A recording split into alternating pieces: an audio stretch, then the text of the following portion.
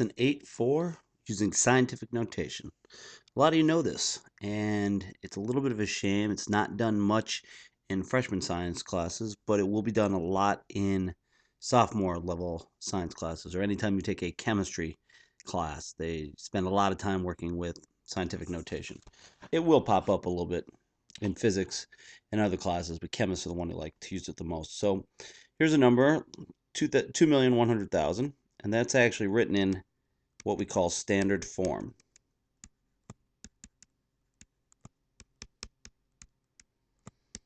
The other way to write it is 2.1. We got to go 1, 2, 3, 4, 5, 6 spaces to the left. 2.1 times 10 to the 6th. And that is called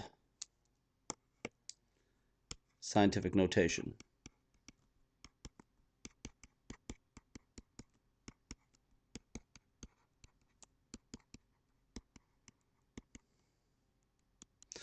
So that's a large positive number, and the reason we use scientific notation is it's a lot easier to write than trying to write out all these zeros. They take forever, and it's easy to make mistakes. We just go 2.1 times 10 to the 6th. It's a little bit easier. Same thing, instead of saying 0.0000345, write 3.45, so it's always one number.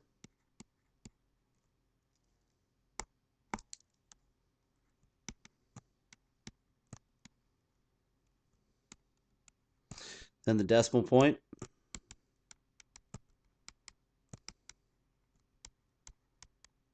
and then the other numbers.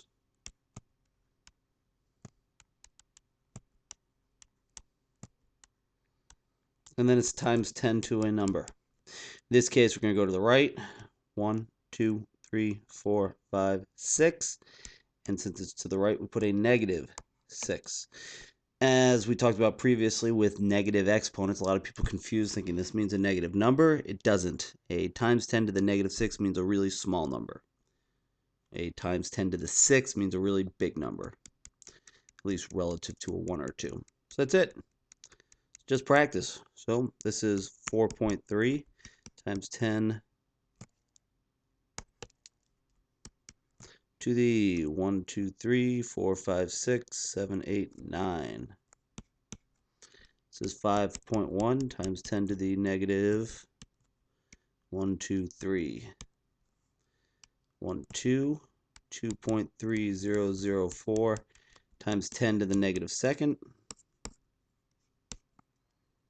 2.1 times 10 to the 1, 2, 3 third.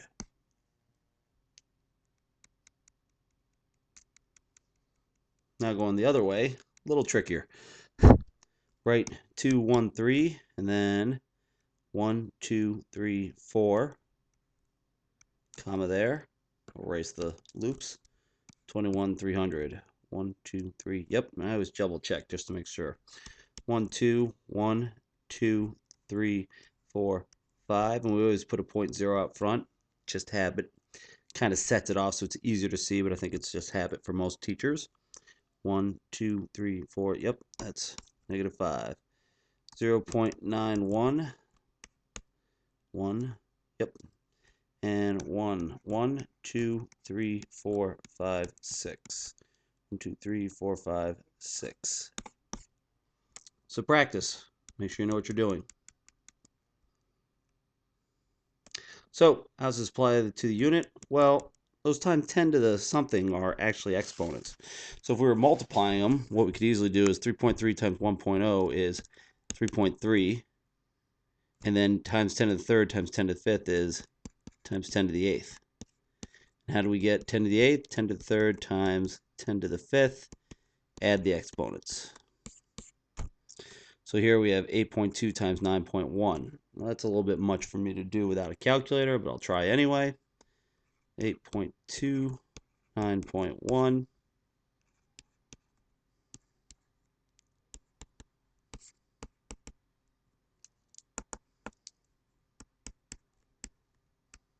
So that's 74.62 times 10, add them to the negative fifth. Now, the decimal's not in the right spot, so we have to go to the left one. 7.462. And if we're going left, We have to add 1 to this, which means it's actually to the negative 4th. And let's see if I did that right. Something tells me I didn't. 1, 2, 3, 4, 5. 1, 2, 3, 4. Yes, I did. So those are equivalent. That's very confusing. You can always check with your calculator. And now the divisions. 4.2 divided by 2.1 is 2 times 10. 3 minus 2 is 1 to the first. And over here, 3.1 divided by 9.3 is actually 0.3 repeating. So I'm just going to go with 0.3. And 5 minus negative 3 is 8.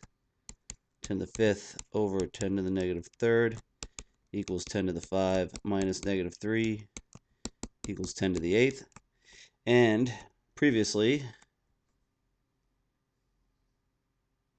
we had this situation up here where we had a 74.62, moved it left, and we actually got 1 bigger. So now we'll remember that. 0.3, we got to move it 1 to the left, and it'll get bigger. So, practice writing these in scientific notation and in standard notation. You might want to stop the video now and try these yourself.